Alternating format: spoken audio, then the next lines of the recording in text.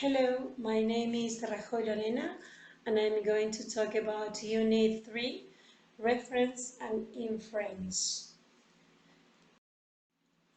First of all, let's define what is reference and inference. Reference is an act in which a speaker or writer uses linguistic forms to make easy a listener or reader to identify something. That is to say, reference is the words we can use to identify things. When we talk about linguistic forms, we talk about referring expressions.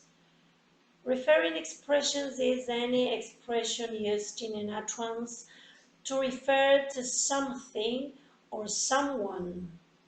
The choice of expression depends on what the speaker assumes the listener already knows. So we can say that a reference is clearly tied to the speaker's goal and beliefs in the use of language. We have some referring expressions like proper noun, definite noun phrases, indefinite noun phrases, and pronouns. So let's define first of all proper nouns. A proper noun is a specific name for a particular person, place, or thing. As we can see in the example, Brasilia, Mr. Ali, and Mozart are proper nouns. Then we have definite noun phrase. Definite noun phrase is a group of words in which the head noun was previously mentioned. And we have examples like the city, the actor, the beach. Then we have indefinite noun phrase. Indefinite noun phrase is a phrase that contains an indefinite article followed by a noun. For example, a place, a woman, a teacher. Last but not least, we have pronouns. A pronoun is a word that is used instead of a noun or a noun phrase. And we have examples like we, I, them, her. Then we have inference. Inference is the act where there is no direct relationship between entities and words. So the listener's aim is to infer correctly which entity the speaker intends to identify by using a particular referring expressions. We can also use vague expressions like the circle thing or the smooth stuff, relying on the listener's ability to infer what referent we have in mind. Then we have referential and attributive uses.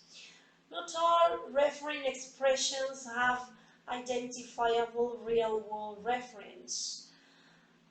Indefinite noun phrases can be used to describe a physical present reference. As in the example we can see here, there's a man asking for you on the phone. The man, a man means any man in this example. This is a physical present entity. Then we have indefinite reference that is assumed to exist. For example, she wants to marry a man with a big and luxurious house.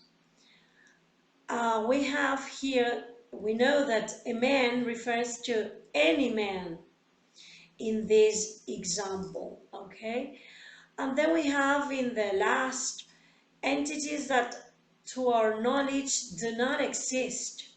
For example, I like to see a unicorn. A unicorn does not exist. So we have, for example, a man, a unicorn, uh, that are attributive, that are in attributive position. Here means that whatever or whoever, um, and it is different from referential use, because referential use means a specific person. Then we have more examples about reference and inference. For example, Mr. Kawasaki is in the club. Here, Mr. Kawasaki is referring to a person. It's used to refer a person who always rode loud and fast in a motorbike. In this case, the brand name is used to refer to a person. Then we have inference.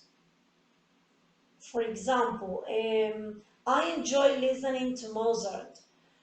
The hearer has to infer that the name of the musician, Mozart, can be used to identify the song.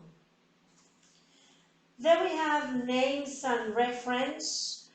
The version of reference here is one in which there is an intention to identify and recognize the intention of the speaker in a collaborative work. For example, we have, can I borrow your jewel? In this example, jewel is not referring to an author, but refers to the book. Then we have a role of co-text and context. The ability to identify intended reference depends on two environments: the linguistic material of the environment, that is called co-text, and the physical environment, that is called context. We have some examples of each of them. For example, a co-text, it says, Argentina wins first round of trade talk. In this case, Argentina is not referring to the country, but the government. Then we have an example of the context that says, your 12 o'clock is here. In this case, your 12 o'clock is referring to a patient. Maybe this context is in a psychology office, and the 12 o'clock is, as I said, referring to a patient. The convention may differ from one social group to another, thus reference is also about social act. Then we have anaphoric and cataphoric reference and zero anaphora or ellipsis. Anaphoric reference means that a word in a text refers back to other idea in the text for its meaning. For example, I went out with Jane on Saturday. She looked awful. In this case, she is referring to Jane, of course, and there is no need to repeat her name. On the other hand, cataphoric reference means that a word in a text refers to another later in the text, and you need to look forward to understand. For example, when he arrived, John noticed that the door was opened. In this case, he is referring to John. Last but not least, when the interpretation requires us to identify an entity and there is no linguistic expression presented, this is called zero anaphora or ellipsis. For example, Marcus went to visit some friends. On the way, bought some wine. In this case, the pronoun he is omitted. So here occurs zero anaphora. The use of zero anaphora creates an expectation that the listener will be able to infer what the speaker intends to identify. So, to conclude, successful reference means that an intention was recognized via inference, indicating a kind of shared knowledge and consequently social connection.